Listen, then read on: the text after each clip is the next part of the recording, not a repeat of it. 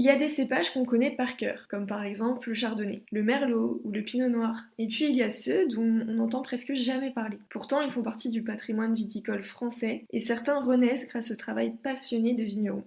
Aujourd'hui, on va donc vous parler des cépages oubliés.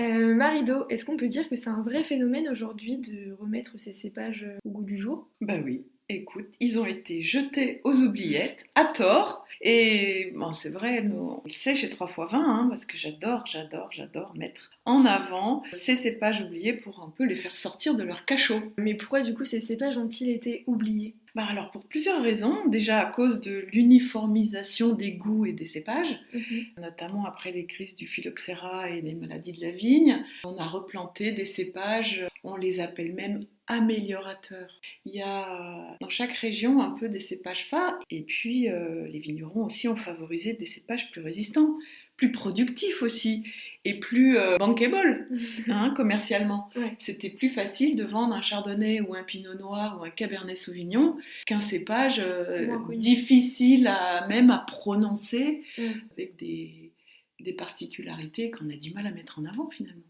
Okay.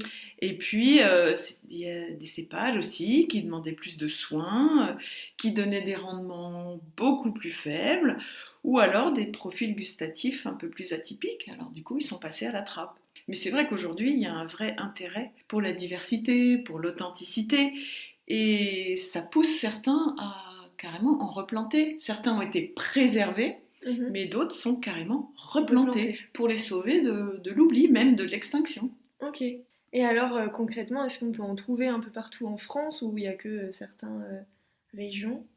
Et si c'est le cas, est-ce qu'on peut faire un peu le tour des cépages oubliés selon les régions? Bah oui, allez, on part en balade, mais regarde, même en Champagne, on a l'habitude des blancs de blanc, des blancs de noir, on a 3 cépages, le chardonnay, le pinot noir et le meunier, mais en fait il y a aussi l'arbane, le petit meslier, il y a même des pinots blancs, un peu plus connus, mais voilà, ce sont des cépages blancs discrets, et ils apportent chacun un peu de fraîcheur, un peu de complexité, voilà, qui sont moins connus. En Alsace aussi, on parle assez peu de l'auxerrois, finalement, de la famille du pinot blanc, mais on en parle beaucoup moins.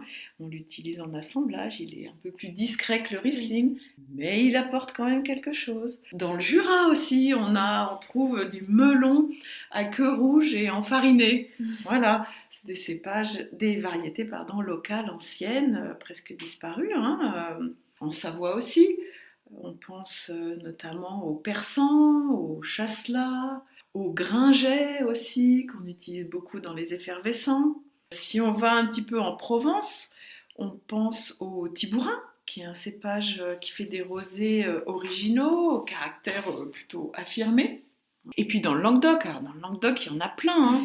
Je pense au Terret Blanc, Riverain, Collier d'honneur Pelu, au Morastel, même à l'Alicante qu'on a carrément jeté au cachot parce qu'il était trop productif. Mais c'est vrai qu'à 250 hectolitres à l'hectare, ça donne rien d'intéressant. Si on le bride, qu'on le freine à 15-20 hectolitres à l'hectare, ça donne des vins absolument incroyables, qui donnent de la fraîcheur, de la complexité et qui perdent toute leur rusticité. Bordeaux, on connaît le merlot, le cabernet sauvignon, le cabernet franc, mais il y a aussi le petit verre d'eau, qui n'est pas vraiment perdu, mais qui est en petite quantité. Il y a aussi du Malbec à Bordeaux, du Carménère ou de la Carménère, selon comment on en parle, c'est des cépages historiques, voilà, et qui donnent vraiment du peps et de la structure dans les assemblages. La Bourgogne aussi, on pense pinot noir pour les rouges, chardonnay pour les blancs, mais si on va à Irancy par exemple, il y a du César, un cépage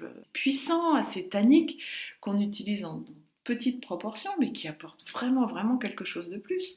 Et le Sassy, il n'y a plus que 2 producteurs qui l'utilisent, c'est un cépage blanc, très léger, qui monte très peu en alcool, et qui fait des blancs légers, vifs, assez peu communs, finalement hyper intéressants, à cette époque où les vins prennent un peu plus de gras, de poids avec le réchauffement climatique et un peu trop de soleil finalement, et bien ces cépages qui ont de l'acidité naturelle hyper marquée, ça devient des stars, c'est clair. Dans la vallée du Rhône. Dans la vallée du Rhône. Regarde, par exemple, à Châteauneuf-du-Pape, on a le droit à 13 cépages différents. Ouais. Maintenant, les 13, il y a plus que juste le Grenache, la Syrah et le Mourvèdre. Hein. Je pense à la Counoise, Vaccarès, voilà, ce sont des cépages rouges qui ajoutent de la fraîcheur et de la finesse et qui font encore une fois baisser le niveau d'alcool. Ça, c'est hyper important dans les assemblages. Bah, franchement, ça donne envie de partir à la recherche de ces cépages un peu oubliés. Et selon toi, pourquoi c'est important de s'y intéresser aujourd'hui? Moi, à mon avis, vraiment, c'est pour préserver la diversité des variétés des raisins.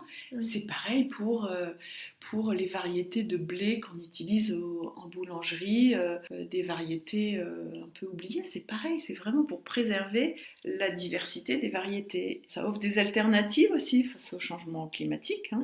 Certains sont plus adaptés aux chaleurs et à la sécheresse notamment. Ça aussi, c'est très important. Ça donne des styles de vin parfois plus digestes, parfois un peu moins concentrés. Tout ça, c'est pour pallier ce problème de réchauffement climatique. Et puis aussi, tout simplement, pour redonner vie à un patrimoine culturel et gustatif. Et toi, tu as un coup de cœur de cépages oubliés à goûter absolument en priorité, à partager aux auditeurs? Bah, tu vois, dans la petite liste de tout à l'heure, on n'a pas parlé de la Loire, par exemple. Dans Ouais, la tout à Loire, fait. il y a aussi des cépages qui sont remis au goût du jour.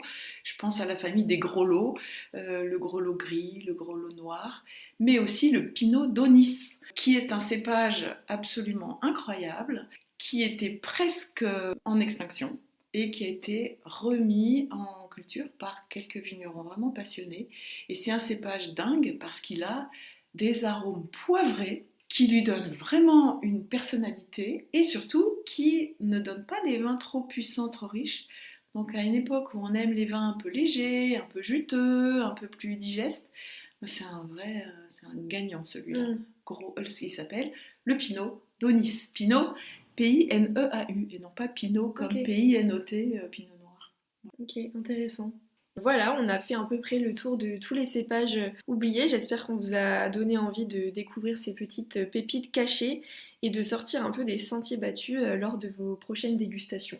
Dans le prochain épisode, on continuera notre tour de France des régions viticoles et cette fois, on partira à la découverte du soleil et de la Provence. Donc en attendant, retrouvez tous nos contenus sur nos autres réseaux, Instagram, Facebook, YouTube et Pinterest. Et pour passer à la dégustation, je vous donne rendez-vous sur notre site 3x20.com où vous retrouverez toutes nos boxes de vin et notre sélection de petits domaines confidentiels.